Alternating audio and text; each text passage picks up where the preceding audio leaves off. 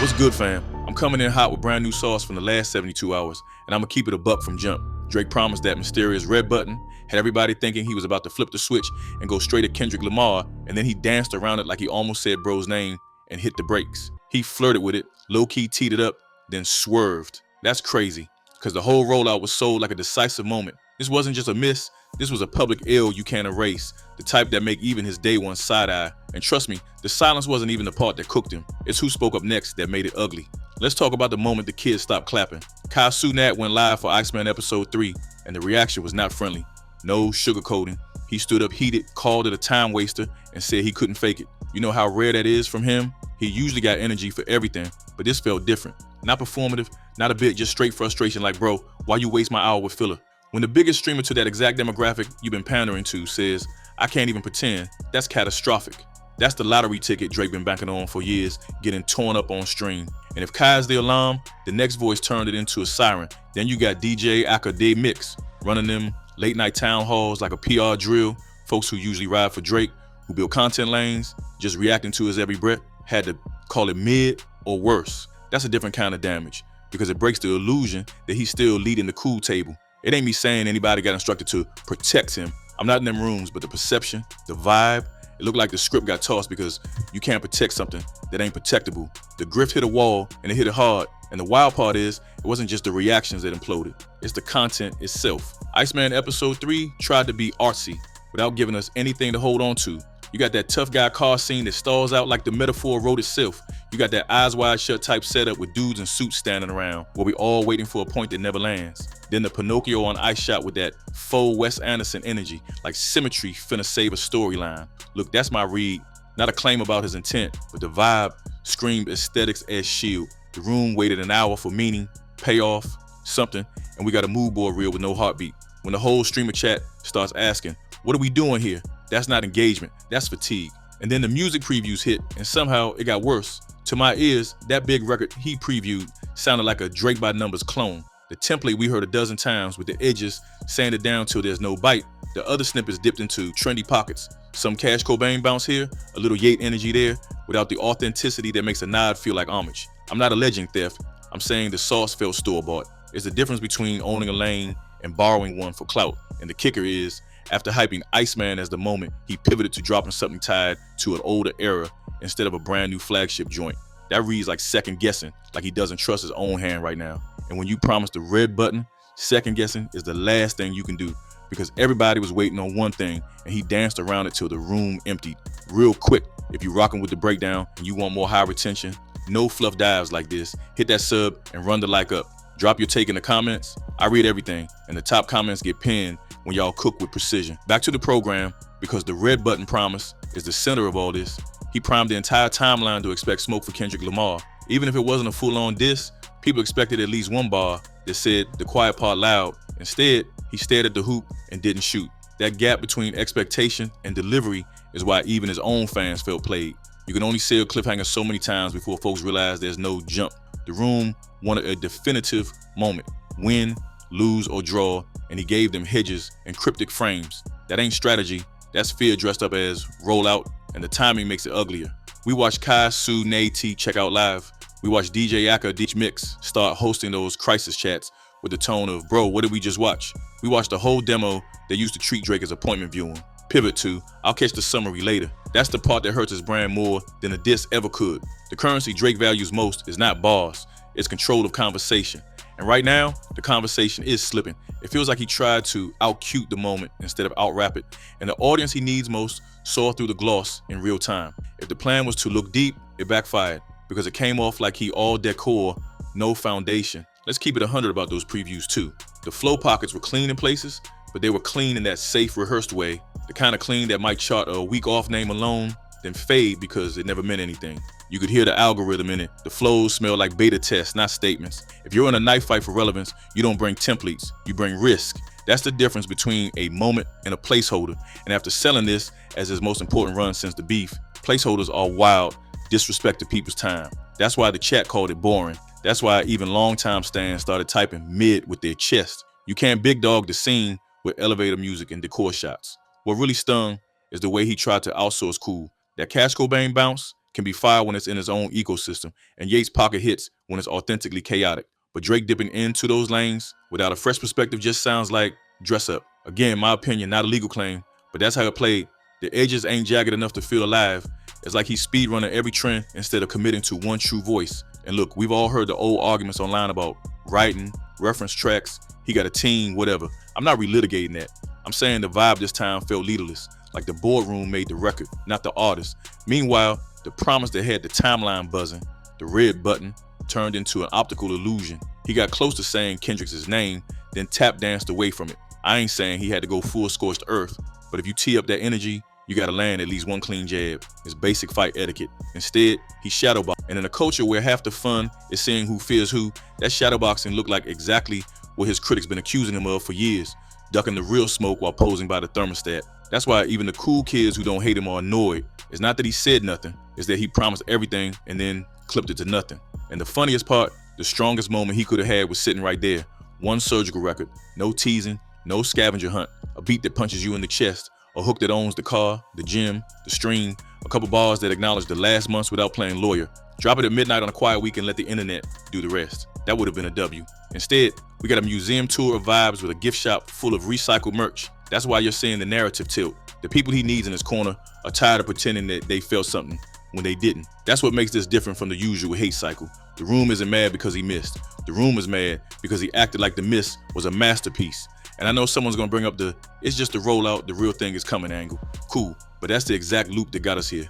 Tease, hype, hedge, retreat, drop something adjacent to the main point, reset, rinse, repeat. You can't do that after promising the red button. That phrase is a contract. It says stop playing games. So when the biggest streamer to your core crowd, Cenat, literally says, I can't fake this, that's the contract getting torn up on camera. And when DJ Akademiks pulls the community into a therapy circle to talk it out, that's the culture entering the acceptance phase. The myth of inevitability is gone. And once that aura cracks, it's hard to get back without a true haymaker. The truth is, Iceman episode 3 didn't just underwhelm, it revealed the scaffolding. We saw the gears, the focus groups, the calculated coyness. If you're gonna call yourself the Iceman, you can't melt on contact. You gotta freeze the room, shut it down, own the moment. But what we got felt like a pop-up shop full of mirrors. No center, no core, just reflections. And if the music ain't undeniable, the mirrors just show you the doubt you walked in with. That's how you go from Drake's about to snap to what are we doing here in one live viewing. Stay locked in, because next up, we're talking how this broken red button promise is feeding into a bigger release paralysis, and why the calendar he's looking at might be the same one blocking him from a real comeback. That calendar piece matters more than folks think. Drake's whole career been about timing, optics, and controlling the room. Right now, it looks like he's peeking at the schedule, sees a giant named Taylor owning whole months and says, let me wait this one out. I'm not saying I know his private moves, but the pattern is loud. Tease the moment, test it live, watch the chat react, then retreat if the vibes ain't glowing. That's cool when you're coasting. It's a disaster when you promise the red button, because if the audience senses hesitation, the myth cracks. And once the myth cracks, the numbers follow. The part that really hits is how predictable that hesitation is becoming. The second something feels risky, he swaps in safe. That's not chess. That's hiding the king behind pawns and praying nobody notices. And the wildest thing is, the fix wasn't rocket science. He didn't need a huge campaign. He didn't need a cinematic universe trailer. He needed one undeniable record. 4 minutes of pressure. Put down the mood board, pick up the pen, and talk like a grown man who actually got something to say. Call in a small circle with real synergy. Somebody who ain't scared to push the drums rude. A hook that cuts through the noise, and a verse people want to rewind line by line. No watch party, no side quests, no mystery filter. Drop at midnight in a quiet week and let the barbershops, group chats, and playlists crown it. That would have been a W, not a cute L he could tweet through. A real W. Instead, we got a museum tour and an empty podium. Because let's be honest, everybody knows the score after this long in the game. When you're in a cold patch, you don't get out with coyness. You get out with conviction. If he wasn't ready for full-on smoke with Kendrick Lamar, cool. Then he could have at least planted a flag and said, here's who I am right now. With so much certainty that even haters had to respect it. He did the opposite. He tried to be everything to everyone and ended up nothing to anyone in the moment that mattered most. That's how you turn a red button into a red herring, and the perception damage stacks, especially when the most online audience is watching in real time. That's why Cenat's reaction hit so hard. The kids are ruthless. They smell fear. They smell filler. They will meme you into dust and turn the lights off on your mystique mid-episode. What stings extra is seeing the cool factor leak out the room. Drake always leveraged perception better than almost anyone. He'd pull up, smile, drop a caption, tweak a cadence, and the culture would move an inch toward him. But perception is a fragile currency. If the faces folks look to for temperature checks, streamers, curators, even those loud Twitter fingers, start rolling their eyes, your currency devalues overnight. It ain't that a few clips were boring, it's that the narrative moved from he's about to snap to he ain't got it today in hours. And when that switch flips, every new thing you drop gets graded harsher. The audience stops giving benefit of the doubt and starts hunting for flaws. That's exactly where you don't want to be if you care about optics as much as he clearly does. Meanwhile, the music previews didn't help the rescue mission. Even when it sounded clean, that clean felt like a lab coat, sterile, safe, algorithm approved. It's the energy you hear when the room's trying to reverse engineer a moment instead of living one. A chorus should feel like somebody yelled through your chest, not a checkbox. A verse should make you pause what you're doing, not nod politely while you scroll. That's why we'll see it in context on the album. Argument ain't landing. Folks don't want a homework to like a song. They want to like it because it's undeniable. If you tell people it'll make sense later, after they just lost an hour to cryptic aesthetics, they're gonna call cap. Attention spans are valuable. Don't play with them unless you show up with something that earns the time. And we gotta talk about what this means for the broader run. You can miss a shot and be fine. You can even miss a few. The problem is stacking misses inside a rollout where you told us this was the big swing. That's how you force fans to choose between ride or die and reality. You can see the fracture in real time. Day one folks are quiet, casuals are clowning, the avid defenders are exhausted. Even the I don't hate him, I just like jokes crowd is having a field day because he keeps handing them material. The vibe isn't cancel him, it's I'm bored, bro. Impress me or move. That's colder than hate because you can flip hate. Boredom is a silent unfollow. If he wants to tide the shift, he's got to do the scariest thing for a brand built on predictability. Surprise with substance. No leaks, no puzzles, no Easter eggs, just something that lives without explanation and thrives without a live chat holding his hand. It doesn't have to be grimy gangster chic if that's not his cloth. It just has to be honest and heavy. Tell me something only you can say. Lock in on one sonic identity for a record and bleed for it. That'll travel further than any cameo, trend pocket, or streamer cameo will. And if he truly still wants round two with Kendrick Lamar, he better come in like he studied tape and chose violence in the booth, not vibes in the foyer. Because sidestepping the name after promising a big red switch just made people more impatient. Next time, half measures won't fly. The calendar makes that tougher, but not impossible. It's real that big pop rollouts turn certain weeks radioactive. When Taylor moves, the charts warp. Smart artists avoid the crossfire. I get that. But if you're supposed to be the Iceman, that can't be your entire strategy. You can't keep ducking the storm and then asking us to act like the thunder's yours. Pick your moment, sure, but make the moment count. Otherwise, people start reading the ducking as fear. And once that word sticks to you, fear, it spreads fast. You see it in how even neutral voices are talking now. It's not L plus ratio clowning alone. It's why do we wait for this? That's the kill shot for curiosity. I also think the streaming culture shifted under his feet in ways he didn't clock. The audience used to let him slow cook the mystique. Now everything is live, judged instantly, clipped, memed, and stamped before the outro hits. That means it's building to something, ain't a shield anymore. The thing has to hit regardless. If you want to play with narrative and pacing, cool, but layer it over records that slap without context. Otherwise, the rollout turns into a scavenger hunt where the prize is a shrug. And again, this isn't me saying he can't make that record. I'm saying this particular run didn't give it to us, and pretending otherwise is how you lose trust for real. You also feel the echo from the last few years. The reference track discourse, the he got a team jokes, the shape-shifting accents and genre hopping. Those were fun when the center was strong. When the center wobbles, all that stuff starts looking like symptoms. People start asking who the real voice is behind the glass. Whether that's fair or not, that's the perception he's fighting. And the only thing that cuts through that cloud is a record with fingerprints only he could leave. A line so specific, a cadence so signature, a perspective so clear that everyone shuts up and replays it. Without that, the conversation reverts to, he borrowed this, he tested that, he followed here, and the mystique shrinks another inch. So what's the path forward if he actually wants to win the room back? Honestly, it's simpler than it looks.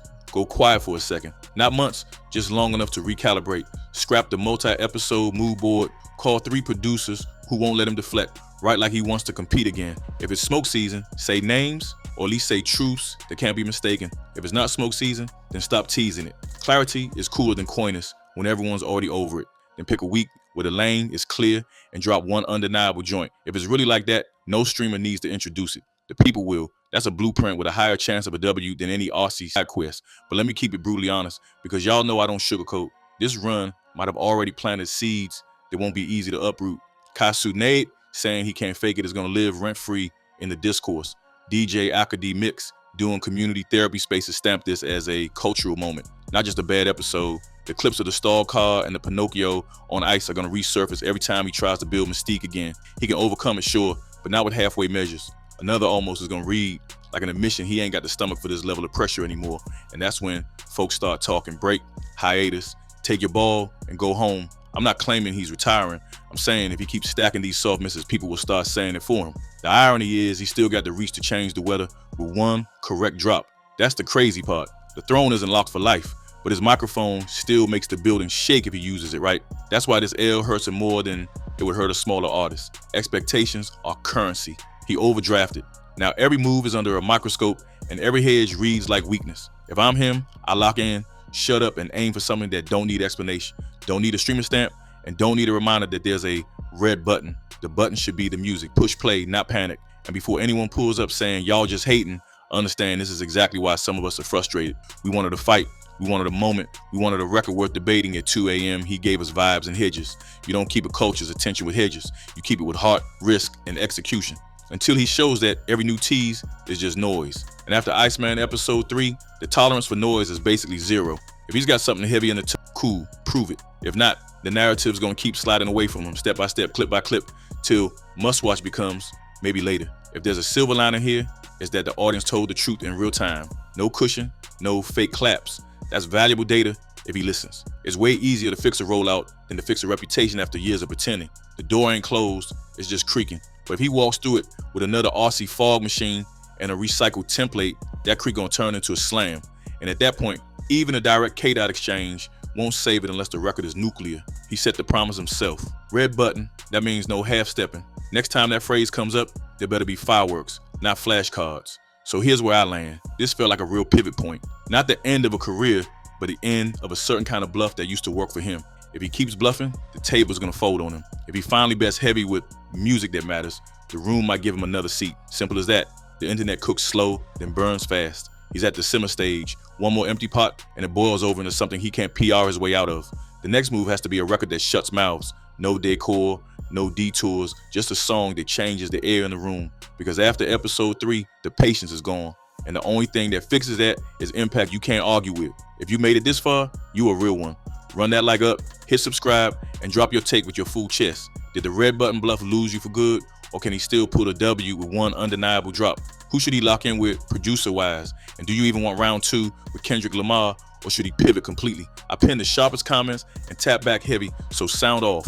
We got more heat coming all week, breaking down every ripple from this rollout and where the power balance in rap is shifting next. Turn the notice on and stay locked, because if a real record drops, we on it instantly, and if it's another dodge, we calling that out too, straight like that.